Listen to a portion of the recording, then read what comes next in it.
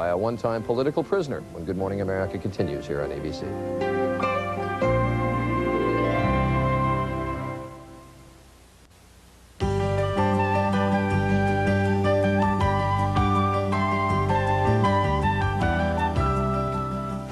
After some time between now and early June, President Clinton must decide whether to continue to grant import-export advantages to Communist China by extending its most favored nation status.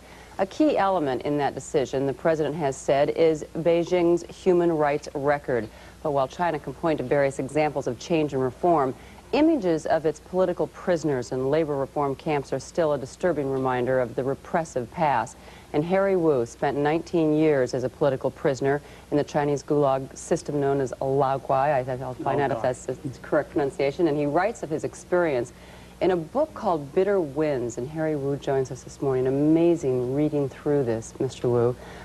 Unlike some of the well-known political prisoners, famous dissidents, you say, "I am no hero." First of all, exactly what were you in prison for? Because Chinese sentenced me as a counter-revolution writer when I was 20 years old, because I criticized Soviet invasion in Hungary. That's why they labeled me as a counter-revolution writer. You go through all of these experiences that you had. Can you just give us a bit of a sense of how bad things were when you were there in prison? The most horrible thing is starvation. Because Chinese government tell all the prisoners, you have to throw the hard labor and reform yourself, become a new socialist people. So in a camp, only way for you to survive, turn yourself into a beast. Because if you're thinking about you are human beings, that there will be a lot of suffering. Because the human is always thinking about love, sex, wrong and right, freedom, and that really causes suffering. Turn yourself into a beast. Yes. You went back, I should just say, you were released, if my dates are correct, 1979. You went back in 1991, took a hidden camera, and you took some photographs. Let's take a look at those.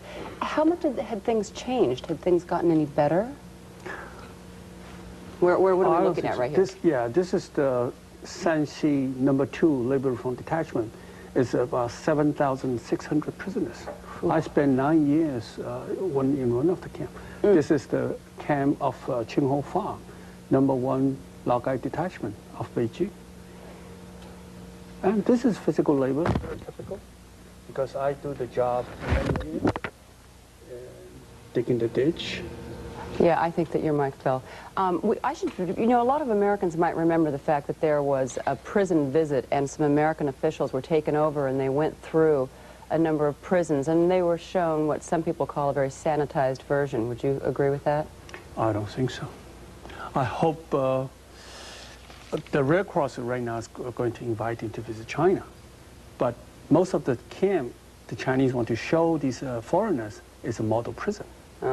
A model just like prison. Hitler did in 1930s. Not like the prisons that you were in. But do you think things have changed, for instance, in the last 10 years? There's a big change. There is now a change because they want to become part of the world. Yes. They have to back up because the communist system doesn't work in China. You know, everybody knows this doesn't work in Soviet Russia. But is it your opinion that they've recognized that? They recognize that. They have recognized that. They have to be realistic. Should they be given most favored nation agreement? No. No. Why not? Because why the Soviet Russia never enjoyed the MFN as a communist empire. Why should China enjoy it as a communist empire? The Western boycott South Africa because of the human rights abuse. Is Chinese human rights record better than South Africa? So you cannot separate those two issues. And my book, only a picture, show the world there is a camp system in front of us. Yeah, forced labor. Yeah, I cannot turn my back on them. I have to tell the truth. Well, it's a startling truth, as it is too. Mr. Wu, thank you very much. Thank you. We'll be back in just a moment.